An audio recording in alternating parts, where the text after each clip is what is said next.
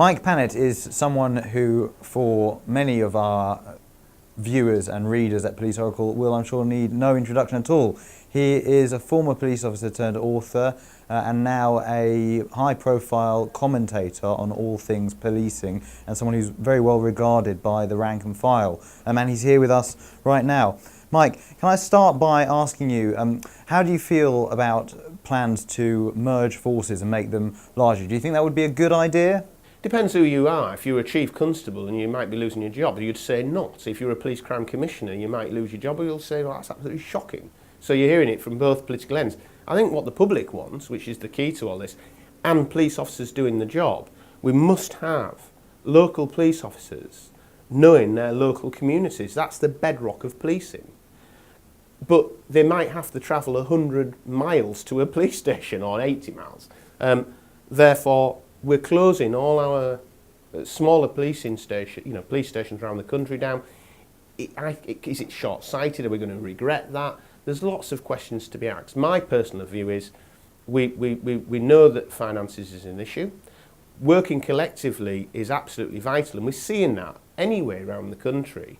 It's sort of formalising it, and it's a bit, like we've talked about, the sort of dog sections, the mounted section. It's having that overview. 10 regions, do they all have their own dogs, their own mounted, and all these questions are very real and need to be identified and brought, but we cannot lose local policing, local knowledge and local skills.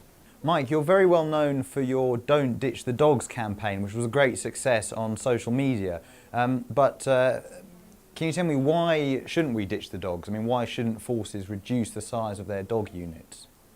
I think any police officer who's been on the front line, who is on the front line, if they call the wheel comes off, that police dog coming around the corner, it's just the best sight ever. And I've been in situations where there's 2 of us on duty and we've got 30 or 40 people in a big disturbance, and we are just wondering, what are we going to do here? And the police dog comes along and the whole situation changes straight away. You've seen countless times, I've talked about it, I've put images out of the police dog's role. It's multi-purpose, it's the benefit, it's like having 10 police officers. But unfortunately, what I've seen around the country is people making decisions about dogs who clearly don't have that experience to make those decisions. Mike, you're clearly someone with a lot of passion, a lot of ideas. Have you ever considered becoming a police and crime commissioner?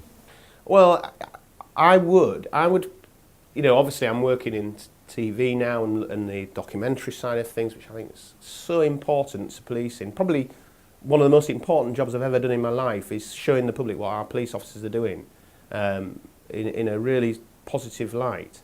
And my Twitter family and cops I know up and down the country, they're the ones that I speak to, and so I'm bang up to date with what's going on.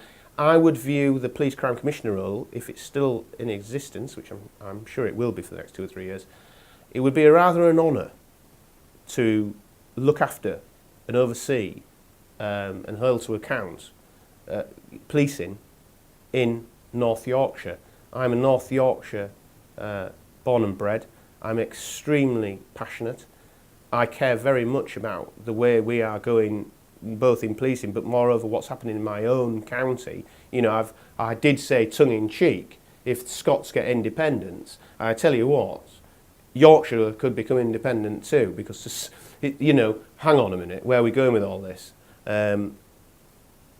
But it would be a great honour, I think, to take that role on. It wouldn't certainly be anything other than to make a bit of a difference, get the morale of our police officers up, and my biggest thing of all is being that big, strong voice for victims.